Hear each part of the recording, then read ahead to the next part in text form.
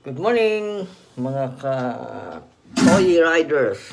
Yeah, grupo kasi Toy Riders. Health tips lang naman po. So, ito po ay mabisa at nagawa ko po sa sarili ko. Yan. Ito po yung tawag na ginger tea. Yung luya na kinayod, tapos nilagyan ng mainit na tubig, sinala, inumin. Ano po ang maaaring maidulot nito sa katawan natin? Ako po kasi ay mayroong hypertension. Ang pipi ko dati nag 160, 110, 140, 100, 140, 90. So nung tinigil ko po yung pagkakape,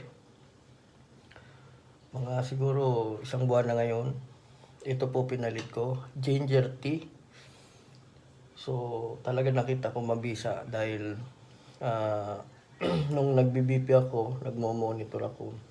Nag-140-90 siya, 130-90, hanggat sa ngayon, 130-80, 120-80. So, ganun po, nag-range po yung PP ko ngayon. So, pinakamababa kong BP nasa 123.63. So, 'di ba? Sobrang baba. So, siyempre kailangan pa rin po natin ng samahan ng diet, low salt, low fat. So, ako po kasi sa gabi di po ako nagkakanin. So, bawas din po ako ng kanin. So, dati po ang timbang ko ay 60 kilos. Nung nag-diet po ako, 55 na lang. So, maintain ko po yung 55 kilos. So, ito po, mabisa sa umaga at sa gabi. Yung pinagkayulan nyo po, tulad po nito. Ayan po siya. Ayan po yung kinayod ko. Nilalagay ko po to sa rep.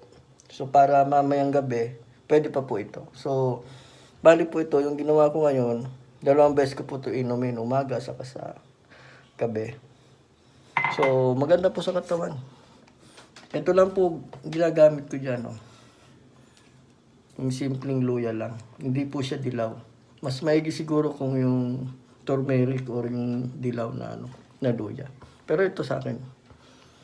Huwag nyo nasama ng ng sibuyas at kamatis. Ginisa lang. At saka bawang. So, ito lang po. I-grind nyo lang po. Lagyan nyo mainit na tubig. Salain nyo. Ito na po siya. Ayan. So, sa akin po, na-try ko na po ito. Kaya, sinulit ko na araw-araw. Ininom. Try nyo po. Sige. Nagsasahing pa ako. Almusal. Yan. Salamat po. At sa mga 103 ko na subscriber, sana dumami pa kayo. Hindi naman po mahirap pindutin yung subscribe na button. At kung gusto nyo pang makita yung mga gagawin kong video, pindutin nyo lang po yung bell. May bell po dyan, pakalat ka. Ha? Okay, maraming salamat. Magandang umaga.